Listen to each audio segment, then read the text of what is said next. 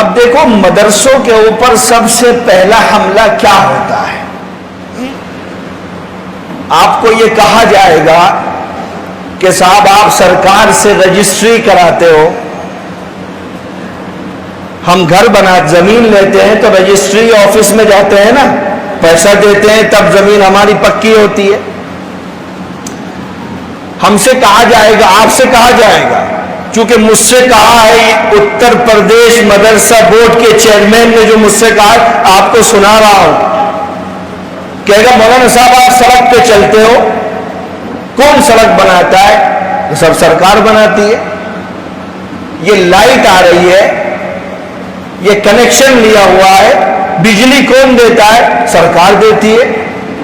کہا جب سب کچھ سرکار دیتی ہے تو آپ مدرسے کی مانیتا سرکار سے کیوں نہیں لے لیتے؟ آپ کے محلے کے بھی سمجھدار لوگ آپ سے کہیں گے کہ بھیا جب سب کچھ سرکار دے رہی ہے تو مانیتا بھی لے لو۔ تو ہم نے اس سے کہا کہ بھائی صاحب آپ ہمارے اوپر احسان نہیں کر رہے ہو، میں اس دیش میں ٹیکس پیئر ہوں، میں سرکار کو پیسہ دیتا ہوں، اگر میں 2 روپے کی صابن کا پیکٹ بھی خرید رہا ہوں اس میں بھی میں سرکار کو ٹیکس دیتا ہوں۔ بھارت سوشل ویلفیئر اسٹیٹ ہے، ہم آپ سے بھیک نہیں مانگ رہے، آپ کی تنخواہ ہے ہمارے ٹیکس پیئر کے پیسے سے دی جاتی ہے، تو آپ احسان نہیں کر رہے ہمارے اوپر۔ اگر آپ لائٹ دے رہے ہو کیا ہم پیسے نہیں دے رہے ہیں؟ آپ سڑکیں بنا رہے ہو کیا ہمیں ٹیکس نہیں دے؟ اس دیش کا غریب اس ملک میں سب سے زیادہ ٹیکس دیتا ہے۔ پھر ہم نے ان سے کہا کہ صاحب آپ ہمیں کیوں پریشر کرتے ہو کہ ہم مانیتا لے لیں؟ کہا صاحب لینا چاہیے، سرکار نیتی بناتی ہے، آپ کو پیسہ دیتی ہے۔ ہم نے کہا بھیا پیسہ تو دیتی ہے، عام مدرسوں کے 5 ٹیچر کی تنخواہ ہے اور سرکار سے ایڈڈ مدرسے کے 1 ٹیچر کی تنخواہ برابر ہے۔ اس نے کہا بھائی لے لینا چاہیے۔ یہ پہلا سوال ہوتا ہے۔ اب آپ اس سے کہیے کہ بھیا ہم کو منظوری لینی ہے یا نہیں لینی ہے، یہ آپ طے کرو گے یا ہماری قیادت طے کرے گی یا اس ملک کا آئین طے کرے گا؟ اب آپ سمجھیے کہ آپ کے علماء نے اس ملک میں کیا کیا ہے۔ جب ملک آزاد ہوا تو کانسٹیٹیوئنٹ اسمبلی بنائی گئی، سمویدھان سبھا، جس کا کام یہ ہوا کہ صاحب یہ چرچا کرے گی دیش کا فیوچر انفراسٹرکچر کیسا ہونا چاہیے۔